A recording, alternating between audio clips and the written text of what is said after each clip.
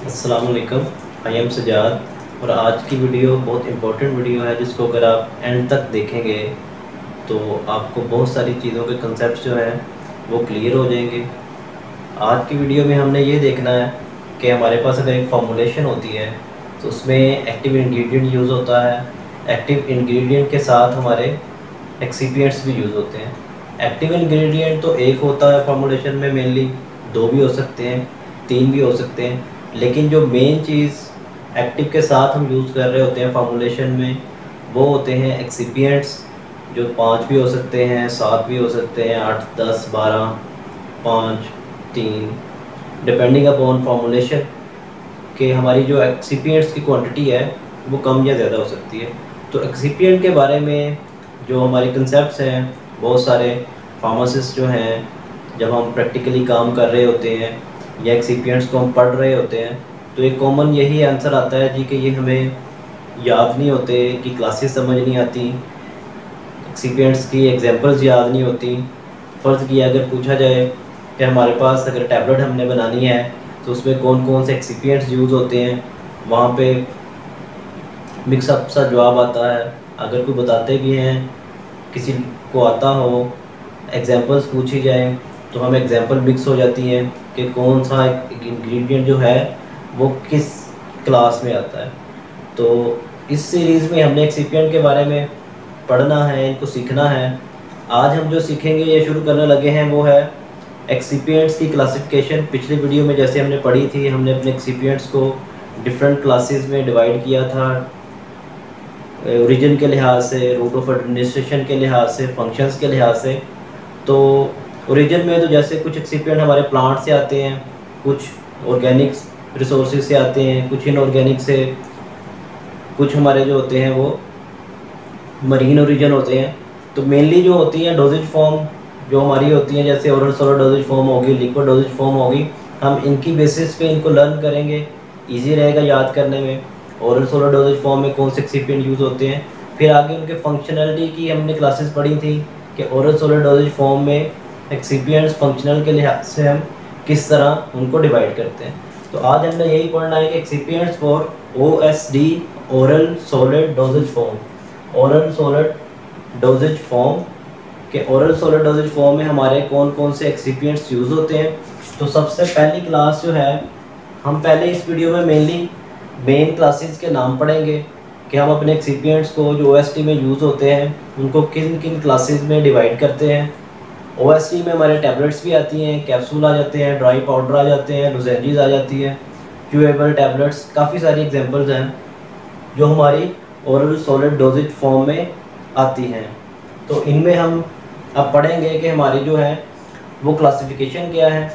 उससे पहले एक्सिपिएंट्स के बारे में अगर आपके कंसेप्ट ज़्यादा क्लियर नहीं है तो डिस्क्रिप्शन में लिंक दिया गया है, आप पिछली वीडियो को लाजमी देखें।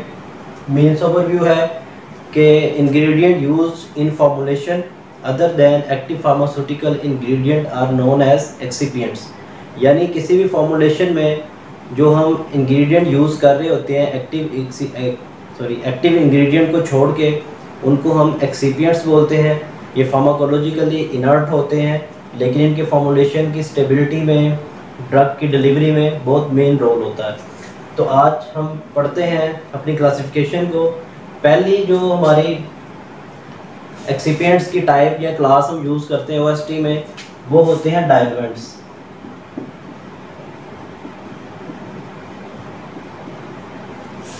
डाइल्यूएंट्स, इनको फिलर्स भी बोलते हैं।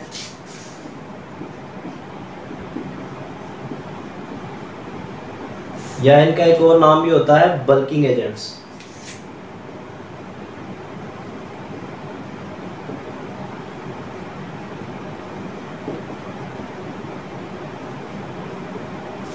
यानी अगर कोई ये पूछे डाइल्यूएंट्स क्या होते हैं, फिलर्स क्या होते हैं, बल्किंग एजेंट्स क्या होते हैं, तो ये एक ही चीज़ है। हमारी पहली क्लास है डाइल्यूएंट्स की। ब्रीफ सा ओवरव्यू है, डिटेल में हम अलग वीडियो में 1 बाय 1 सबके बारे में पढ़ेंगे, एक ही वीडियो में देखेंगे तो ज़्यादा लंबी हो जाएगी। डाइल्यूएंट्स बेसिकली वो एक्सिपिएंट्स होते हैं जो हमारे जो टैबलेट का फाइनल वेट होता है या हमारा जो बल्क होता है उसको एनहांस करने के लिए हम यूज़ कर रहे होते हैं। डाइल्यूएंट्स या फिलर्स जो होते हैं हमारा बल्क वॉल्यूम इंक्रीज कर रहे होते हैं। दूसरी क्लास जो होती है वो हमारे पास है बाइंडर्स की।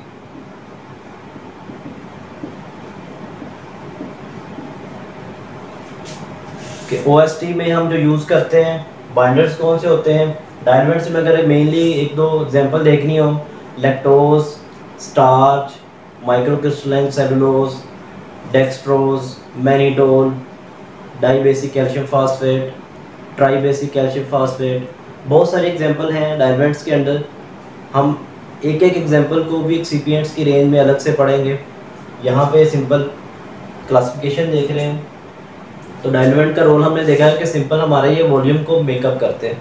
अब वॉल्यूम मेकअप क्या होता है, इस बल्क मेकअप क्या होता है, इसको हम आगे जब डायलमेंट को डिटेल में पढ़ेंगे तो उस पर सीखेंगे। अभी सिंपल आपने नाम याद रखने हैं कि कोई भी OST के बारे में हमसे पूछे कि एक्सिपिएंट्स कौन से यूज़ होते हैं तो हम उनको क्लास वाइज नाम बता सके और एग्जाम्पल बता सके।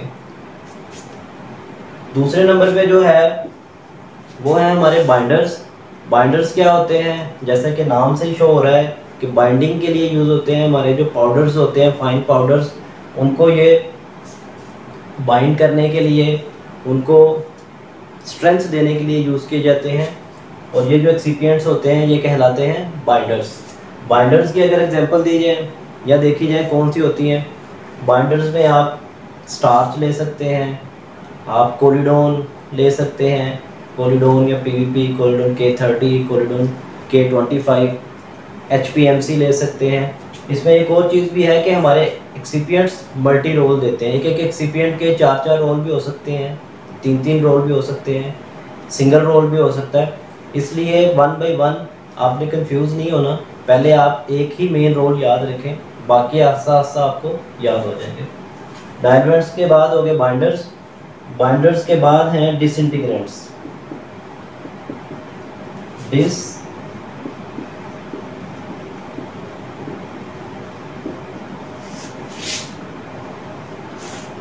डिसइंटीग्रेंट्स क्या होते हैं कि जब बाइंडर से हम अपने पाउडर्स, फाइन पाउडर्स को कन्वर्ट कर लेते हैं ग्रेन्यूल्स के अंदर, और जब हम ग्रेन्यूल्स को कंप्रेस करके टैबलेट बनाते हैं तो हमने अपनी टैबलेट को जब हम उसको स्वेलो करते हैं, खाते हैं, तो टैबलेट ने हमारे स्टमक के अंदर जाके ब्रेक डाउन होना होता है ताकि हमारे एक्टिव इंग्रेडिएंट को रिलीज़ कर सकें। अगर हम डिसइंटीग्रेंट्स क्यों यूज़ करते हैं, डिसइंटीग्रेंट्स इसलिए यूज़ करते हैं, इनका रोल ये होता है कि ये हमारी जो टैबलेट होती है इसको ब्रेक डाउन करते हैं इनटू स्मॉल ग्रेन्यूल्स, और जो हमारे ग्रेन्यूल्स होते हैं उनको ब्रेक डाउन ये फर्दर करते हैं पाउडर्स के अंदर ताकि हमारा जो एक्टिव इंग्रेडिएंट है वो रिलीज़ हो सके। तो डिसइंटीग्रेंट क्या हुए, डिसइंटीग्रेंट वो एक्सिपिएंट्स होते हैं जो हमारी ड्रग के रिलीज़ में हेल्प करते हैं। मीन हमारी जो टैबलेट या कोई भी डोजेज फॉर्म है, सॉलिड डोजेज फॉर्म, उसको ब्रेक डाउन करके हमारी ड्रग रिलीज़ को फैसिलिटेट करते हैं, उनको डिसइंटीग्रेंट्स बोलते हैं। डिसइंटीग्रेंट्स में सुपर डिसइंटीग्रेंट्स भी होते हैं। डिसइंटीग्रेंट और सुपर डिसइंटीग्रेंट में फ़र्क क्या होता है इसको हम नेक्स्ट पढ़ेंगे। एग्जांपल्स क्या होंगी इनकी, स्टार्च ले सकते हैं आप, क्रॉस कार्निलोज सोडियम ले सकते हैं, सोडियम स्टार्च ग्लाइकोलेट ले सकते हैं। तो एग्जांपल्स के लिए डिसइंटीग्रेंट्स या सुपर डिसइंटीग्रेंट्स में से आप इनको याद रख सकते हैं। जो फोर्थ नंबर होगा डायलमेंट्स, बाइंडर्स और डिसइंटीग्रेंट्स के बाद वो होते हैं लुब्रिकेंट्स।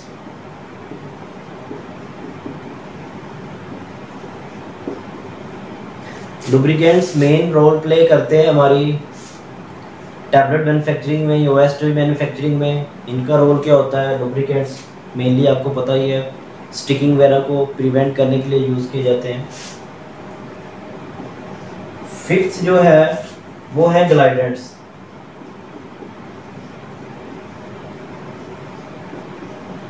ग्लाइडेंट्स क्या होते हैं, ग्लाइडेंट बेसिकली फ्लो प्रमोटर होते हैं, फ्लो एनहांसर होते हैं।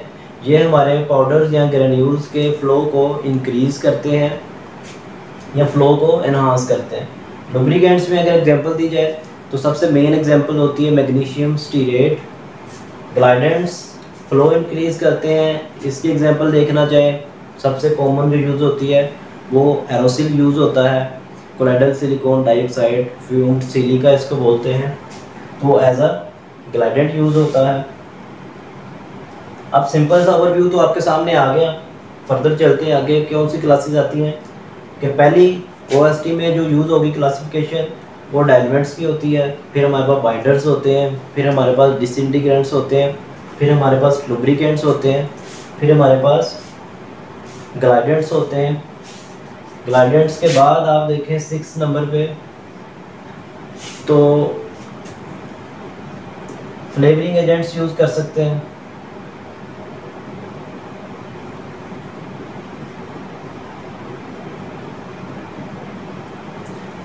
फ्लेवरिंग एजेंट सिंपल, जैसे कि आपको पता है हम अपनी प्रोडक्ट्स को खास तौर पे अगर कोई च्यूएबल टैबलेट्स हैं या आपकी ड्राई पाउडर सस्पेंशंस हैं तो उनको फ्लेवर देने के लिए स्ट्रॉबेरी फ्लेवर हो गया, बनाना फ्लेवर हो गया, ऑरेंज फ्लेवर हो गया, आप इनको यूज़ कर सकते हैं। और फ्लेवरिंग एजेंट्स का यही रोल होता है कि ये हमें एक फ्लेवर देते हैं। 7वें नंबर पे अगर हम देखें तो आप कलरिंग एजेंट्स,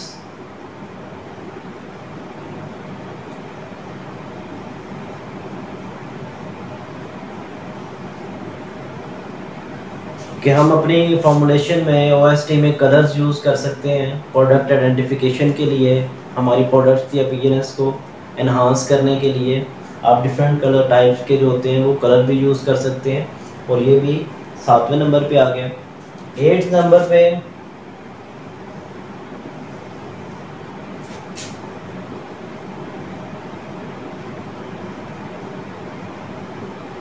स्वीटनर्स, क्या हमारी प्रोडक्ट OST डोजेज फॉर्म में हम स्वीटनर यूज़ करते हैं बिटर टेस्ट को मास्क करने के लिए।